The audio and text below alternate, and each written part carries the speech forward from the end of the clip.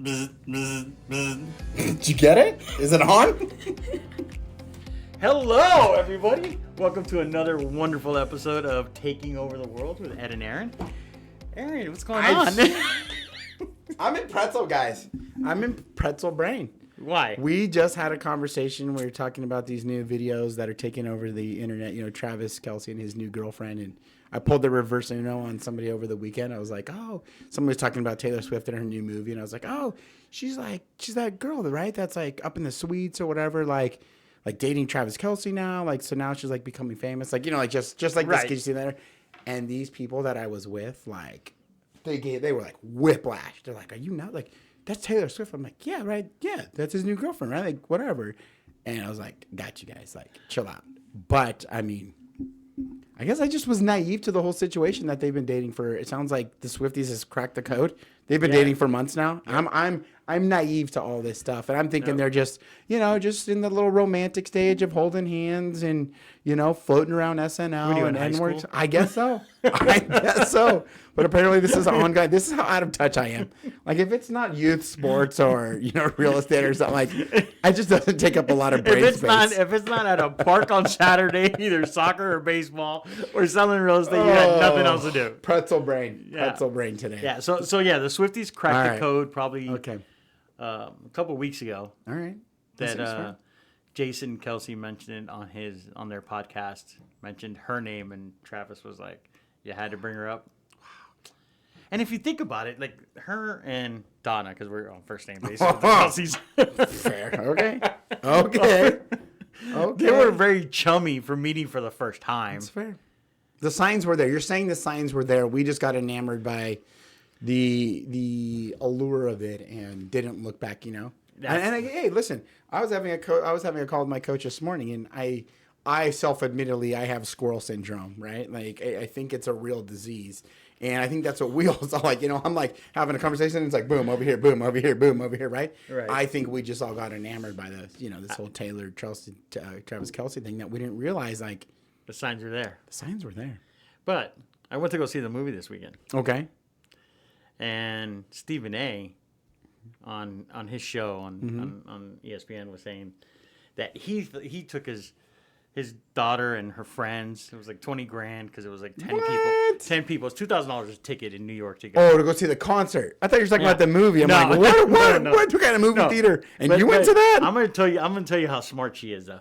Okay. So, but he said on his things that it was one of the best concerts he's ever seen. Okay. If not the best. Okay. So I was like, okay. And I went to go see the movie, and actually, it looks like I want to go to the one in Miami in October of next year. Okay. Because I have to go. Because it looks like it's an amazing concert. But hold on. Okay. So how genius is she? So everybody that's a Swiftie or surrounded by people that are Swifties understand that she was born in 1989. Okay. That's the name of one of her albums. That's when she was born. Kelce was born the same year too. Like, that's just a thing. Okay. Yeah. Okay. So we're starting to put some puzzle pieces together. Okay. How much do you think the tickets were? To the concert? No, to her show. To the movie. Oh, God. I'm so out of touch with reality. I mean, I would say. Regular movie tickets are $10, $12, $12, $50. $13. No, $19.89. Oh, okay. Good play. I like it. She's like a marketing genius. Okay. So it made me think, right? So the big scandal with her was. We got scandal? Well, yeah, you're not up to stuff. This is not baseball related, so you don't know. I'm out of the loop. I didn't know there was scandals. So her masters were Kanye's old producer or whatever manager bought the company she was with, the record label she was with. Okay. So he had access to all of her masters. He went ahead and sold them to somebody, I believe. Don't quote me if I might be wrong, but I'm almost positive it's somebody like an heir to the Disney fortune or whatever, and they bought it for $405 million. He bought the record company for $300 million, and then he sold the masters for $405 million. Okay. Didn't give her an opportunity to buy it. Didn't talk to her about it. Just sold it. And he didn't need her permission to do it. No. Okay, fair enough. So she got really upset, but instead of seems like a logical reason. I'm not gonna lie. So instead of acting like a victim, okay, and being like, oh, you know, it's mine. I can't do anything. I'm not gonna. Somebody else is gonna profit. She was like, all right, my lyrics. Did she go reverse Uno? Oh, big time reverse. I'm learning about reverse Uno. Yeah, reverse Uno. So she went full reverse Uno. Okay. Full reverse Uno. Okay. She decided to re-release all of the songs with now her controlling the music composition, the composure. The lyrics are now hers because they were hers before, so the lyrics are actually hers. She changed the music? Just changed the music on it slightly and re-released the albums. I think she still has like 4 albums left to release. So they're gonna try to sue her for for what? Like, I don't know, likeness or it's something? It's her music because she wrote it, so it's her song. They're just redoing the music to it, and she released it, and now she went on this Eras tour.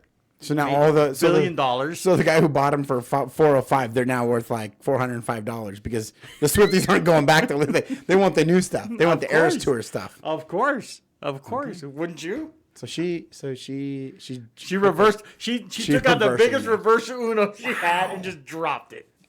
And then rode off on the drop top Cutlass with Kelsey. Yeah, there you go. Wow. That she's been dating for a while. This is outrageous.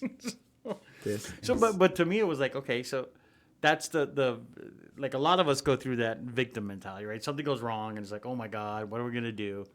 And instead of her going through that, she was just like, all right, this is what I gotta do. I gotta re-release the albums. I'm gonna work hard. I'm gonna do it.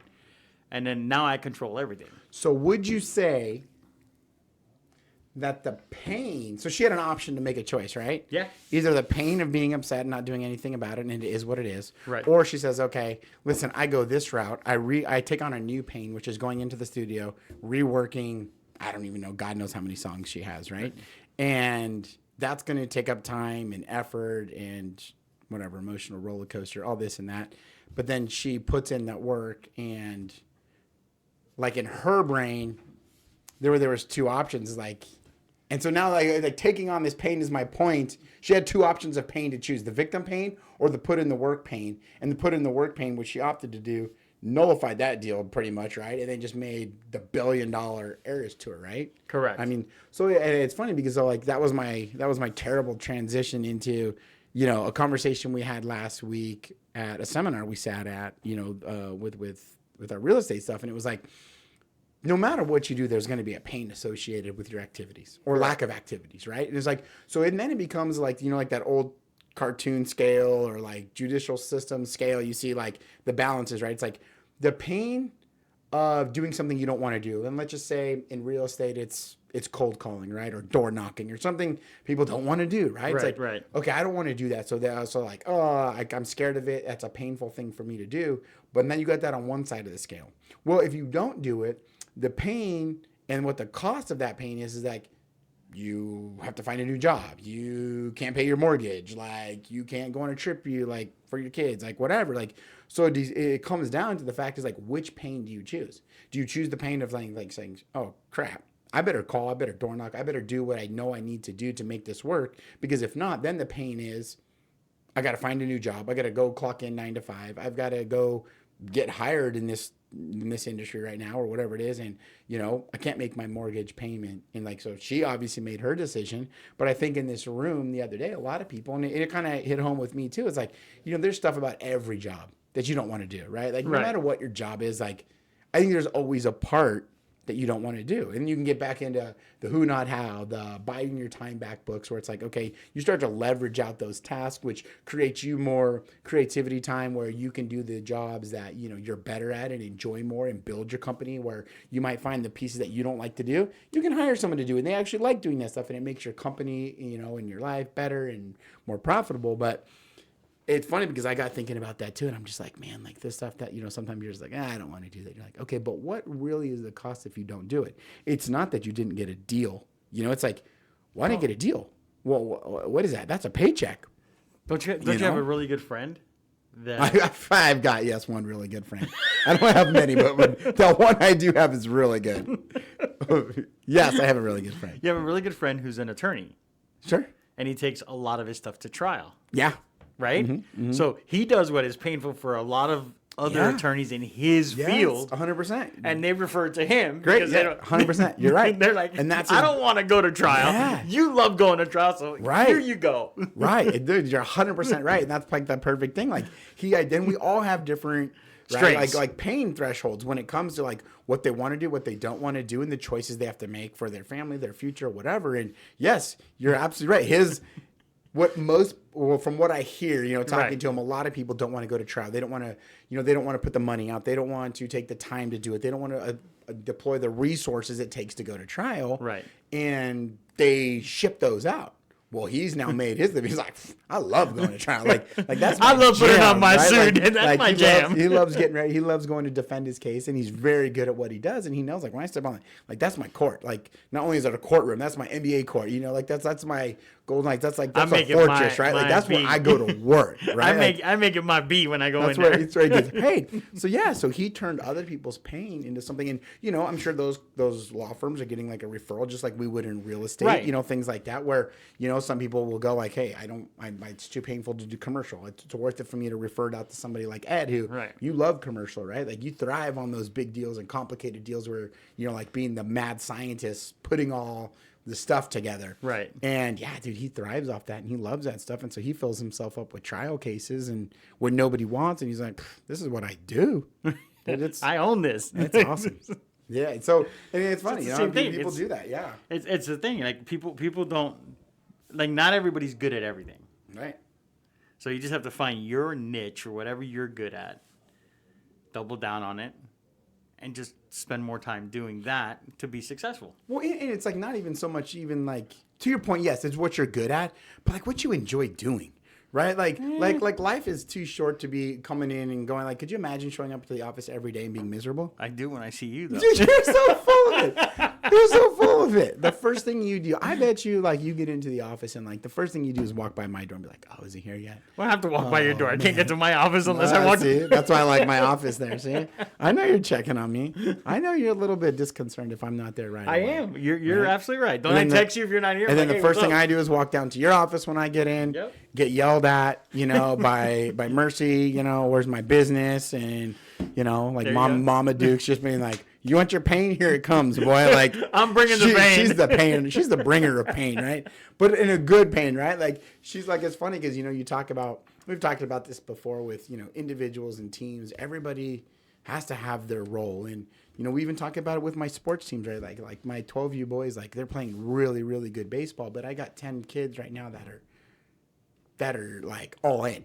Like they know their roles. They appreciate their roles, and like we're a tough team to beat when that happens. And like I've told them, you go out and play like individuals, you're gonna get walloped all over this field because you're playing for yourself. You're not playing for the team. You're not doing your role, and they've been playing for a team, and they've played 3 tournaments, gotten second and first twice, in big tournaments. And, right. It's kind of like you walk in here, like everybody kind of understands what their role is, right? Like your role is to take over the world. My role is to be like, okay, that's great. However, maybe let's lay this out a little bit more. Take a step. Right. Mercy's role is to be, the reality checker, I'm going to call it. It's like, hey, listen, like, you guys are all great sitting over there in the corner talking about taking over the world in steps, this and that. She's like, I need some escrows. Like, give me some more. Like, so it is nice, to have everybody. And that's what's so cool about being part of our team is that, like, everybody has a role and it's a functional family, and by functional you mean dysfunctional because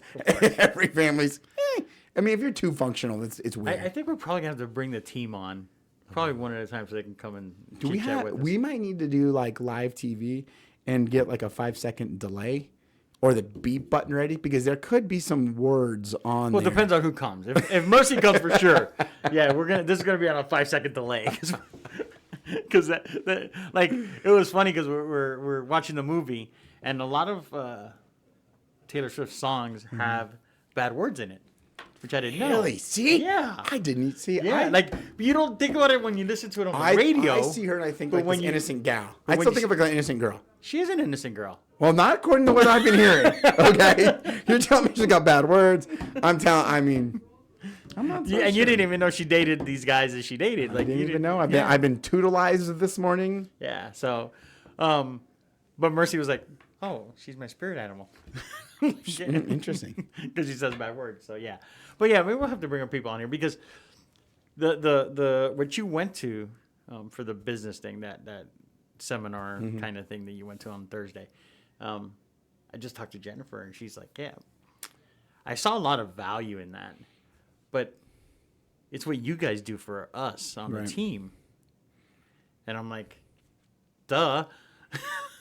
Yeah. and I look, I go and I show her, well, yeah, I've been there 4 times. Yeah, that's why the conversation is always the same. Right. We had that conversation at the open house, over the weekend and stuff too. Like we were having the same conversation because I was asking her those questions too. And she's like, it's pretty much what you guys do for us. But again, the value's in the eye of the beholder, and some people don't see the value. And again, we talked about last week. We talked about ego, and some of these people. Some people out there, and not only in our industry, but other industries, are so ego-driven. We find out people are not always telling the truth. You got somebody that says, I've done XYZ amount of deals. And you're just like, huh, really? You've done 2. Where's the other 28 you said you did? Like, I've closed the XYZ. You're like, 1. It amazes me that people still, that in today's environment where you can search for everything, right? You can almost find anything you want if you look hard enough. Why people insist on changing your numbers? I think it's come back to ego. Why would you come in and be like, hey, I've done $175 million last month? And you're like, okay, and you didn't pay your bill for the association, which is $300. Okay, all right, yeah, I get you. I think it comes back to the topic of last week, ego. Because that's what it comes down to. People just always trying to, like the old saying, keeping up with the Joneses, right? And I don't know if you've read Dave Ramsey's stuff. We read his stuff a while ago, and I think there's a lot of good stuff he says. I think there's some stuff that's got to be taken with a grain of salt, and you got to kind of debunk it a little bit, about like no debt versus good debt. Like there's debt that can work for you, right? And leveraging debt. So it's 6 and 1 half dozen another. I think on some things, but I think he does have a lot of good, obviously sound financial strategies, and we've employed a lot of them, and it's helped us out. But in his book, he always says, like, stop trying to keep up with the Joneses. Like, newsflash, the Joneses are broke. I like Grant Cardone though. Of course you do. Yeah, Grant Cardone. Go get your 10X hat. Go get your 10X hat. I will. But Grant Cardone says you don't have a spending problem. Yes, I do agree. You have an income problem. I do agree. So if you make more money, it really doesn't matter what you spend. And So Dave Ramsey's like, don't spend anything, save everything, pay everything off, have cash. And Grant's like, forget that, go make more money. Yeah. I do agree with that. And that's always one of those ones, because as a matter of fact, I think I went to, my coach was in town and he was doing a class and stuff. And that was one of the things he said, too, is like, people operate from a position of scarcity. It's like, right, some people have been broke, or they've been down to their last dollar, or they've lived paycheck to paycheck, right? And been there, done that. Yeah, right. Like, so people, when they start to make a little bit of money, back in the day, I remember growing up, and not that we ever got into my parents' business or anything like that, but it's like, like I remember hearing some numbers, and I was like, dang, man, like $100,000, like that's a lot of money back then, like nowadays you're like, what's going to be my part-time job? Because 100 ain't going to do it, right? But the thing became is that people, when they started to get a taste of that money, would do kind of what Dave Ramsey would say, like they wanted to save it because they've never had that much money, or they would operate from a place of scarcity. I've never had it. I need to hold it. I need to invest it because I've been on the other side of it. So when I get money, I need to be frugal. I need to hold it. Whereas the mindset could be argued and debated is that when you get that money, let's put it back to work and double down, triple down, or 10X it, right? Like your buddy, but like my coach was saying, is like, like you start to what could you do if I gave you $5,000 today? Would you rather take that and invest it and try to double, triple, quadruple it? Or would you be content, okay, listen, in my brain, that covers, 2 months of bills or whatever, so I need to hold on to it. And it does come down to, and we talked about this on Thursday, mindset versus actions. Right. And to each their own. But I do think, on your side, and I will sometimes. I'll operate out of scarcity. I'll be the first to admit Right. you don't tend to you don't tend to operate out of scarcity very much. Make it rain, right? But yeah, that's not. I tend to operate sometimes out of scarcity. Sometimes, and then it'll be like the dumbest thing where I'm like, nope, yep, let's do that. And I'm like, oh, I just committed to something like that was a decent amount of money, But I do think there is validity in both of those theories and situations, and I think you got to find out what works best for you. Well, that brings me to a conversation I've had with a bunch of people, right? Because there's a lot of people that believe that you can have too much money. I would like to meet those people because I've got a donation for them if they're willing. If they want to make a donation to me. It's something that Floyd says. Floyd Mayweather says all the time. Okay. The only people that complain about money are the people that don't have it. Yeah. So the people that say that there's too much money, that some people can have too much, are usually people that don't have money. Sure. Because the people with money never say there's enough. Yeah. And my argument to them is, if you take all the money away from, you take all the world's money and you put it in a pile. Okay. And you divide it amongst everybody in the world. So everybody gets the same exact amount of money. Okay. I would bet almost anything to say that the wealthiest people in the world will still become the wealthiest people in the world, and the people that are broke today will still be broke today. Yeah. I think that's probably a fair assessment. Right? Because they're going to take the money, they're going to blow it, they're not going to do it. The people that get the same amount of money are going to figure out, how do I make this money work for me? Right. Right? Because Grant was on a show where he was given X amount of dollars to make $1 million in like 90 days. Yeah, and he did it. $1 million company or something like that. And he did it, right? Because because the people that do it, they just think a little differently. Is their consistency and their actions and their plan and wanting to be in the rooms with people that are making those decisions. Like I can tell you, if everybody got the same amount of money, there's going to be people that are going to sit at home, do nothing, chill out, spend whatever money they have, and those same popular kids, right? The guys with the money are going to all figure out how to get together, network together, and how do we build something where it makes more money, and then take all the money back again. I have a hard time disagreeing with you on that. You know what I'm saying? So it's the same thing. It's a mindset. It's where you put your mind, where you put your energy. Are you going to put your energy in being a victim and saying, "Oh, I lost it all"? I mean, I heard something on a podcast the other day. I forgot what podcast. And was it Taking Over the World? It wasn't ours, but it was pretty close. It would have been better if it would have been ours. Like Warren Buffett's or something. Right? Yeah, so something. Obviously, it was close. But there was a lady that was saying that she loves to sit in first class. Okay. Because when she sits in first class on flights, she gets to talk to really interesting, and she actually likes to sit in first class and sit next to older gentlemen in first class. Not for that. But she gets like knowledge. She talks about business with these guys. And she was sitting next to a guy, and he's like, yeah, they were just talking about business, and he owns a couple companies, and his net worth is like, I don't know, I think she said it was like $20 million, $30 million. And they were talking about his inner circle, and like, well, how do you get into my inner circle? How do you? Right. And he was like, well, to get into our inner circle of friends, of our group of investors, you have to have had nothing, made money, lost it, and remade it again. No. Because that shows the determination you have to make money. Yeah. And she was like, wow, that's a tough group to get into. He's like, it's not. It's if you're willing to make money, then that's what. Well, it comes down to the two things that we talked about last week: mindset and actions. That's it. Like you can have the right mindset, but if you don't put the actions into play, then it's a waste. If you don't have the mindset and you just have actions, you just go out there. I mean, how many times have you heard somebody, say like, I've been busy all day, dude. I'm slammed. I can't do this. And you look and you're like, listen, what the hell have you really been doing? like walking up and down the halls all day and talking to everybody and.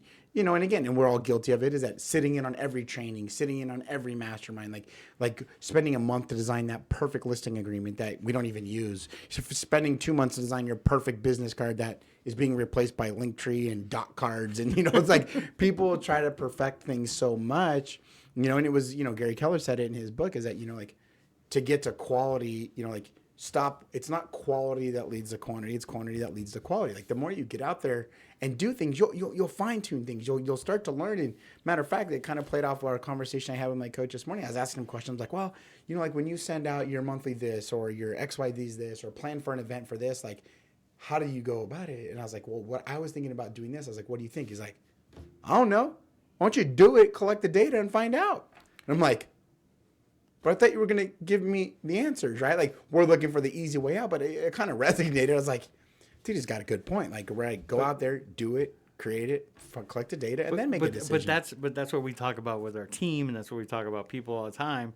And some people don't like to hear that, right? When we have conversations with people and we say it's collecting data, it's getting data, people don't want to hear that. People want to hear sexy stuff, you know? Oh, for sure. Because they don't want to hear that collecting data is more important than everything else. Because once you have the data, then you have the power. For sure. He who controls the data controls everything that's going on. Right.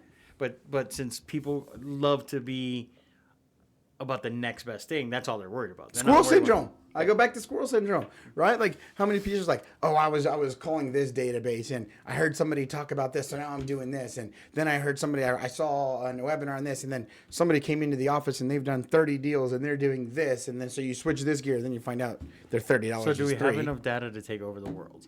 That's what's important. Well, I think what we've learned from this is that we got to continue to try and continue to follow the data, because you can't sit here and talk about taking out of the world if you don't make actions.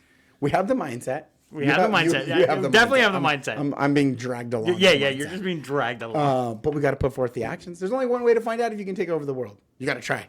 And I think that if you there is no try. Okay. I think we got to go back and actually have to take over the world. Watch the animated series Pinky and the Brain, because if I'm not mistaken, every episode is him trying to take over the world, and then he fails, and then he collects the data and tries it again the next episode, because it starts off, what are we going to do today? He's like, we're going to take over the world. Exactly. So I think every day we wake up, it's okay, what happened yesterday? Why didn't we take over the world? What did we learn from that? How do we implement that today today we're taking over the world? And then each day is bigger momentum. And next thing you know, we're sitting in the Chiefs Arrowhead Stadium in the box, bumping elbows with Taylor, Donna, and Brittany, and Jake from State Farm. And because he was at the whoever else the was Philly up there. game. Who was up there? Like I saw. See, that's the goal. So my goal. Rob Lowe was so up there we or have two something? goals, and we got to figure out how to get there. Okay. One is to get to the Taylor Swift concert in a box in a suite in Miami in October of next year. So I have a year to do that. Okay. And then my ultimate goal is that on a plane. We know. Well, that's automatic. Okay. That's not even. Can we take that's your plane happen. to the Taylor Swift concert? Of course. Okay. And then we'll take it when we get invited to the Met Gala. Okay. I'll drive. I'll see you there. We can. No, we'll fly in the jet. We'll go to the Met Gala, and you don't want to go to the Met Gala? I don't care to go to the Met Gala. Oh, come on! You could dress in a baseball suit. You could just first of all, it's not a baseball suit. You're about as bad as the people that come down and just like, baseball uniform. Oh, did you put on your baseball outfit today? It's not an outfit. It's a battle suit. It's a uniform. Oh, it's a battle suit. We go to battle, baby. Yeah. You don't touch anybody. You don't hit anybody, but you go to battle. Good luck with that. Hey, you wear a 90-mile-an-hour fastball to the back, and we'll see how you feel about it. You have a 300-pound guy coming at you full speed in football. Juke him. Oh, you're going to juke him? Yeah. Get out of here. So what are we going to do to take over the world tomorrow? Or next week? We're going to collect some data from our attempt today. Here we go. Data collecting again. Oh, my goodness. We're going to, every day, we're just going to keep shooting for it. Just keep shooting for it every day. You know, you remind me of Loki in his TV show. There's probably cabinets full of data for you. There probably could be. There is. Paralysis by analysis. We can't do that. We got to go through it. All right. Let's take over the world then. All right, brother. Well, next week's going to be an exciting week. I'll tell you right now. Oh, I'm excited. I don't know why, but it's going to be a good week. Because this week is going to be a great week. There it is. It's going to be a great week. Mindset. All right, brother. Talk to you next week. Hey, I'll be here. All right.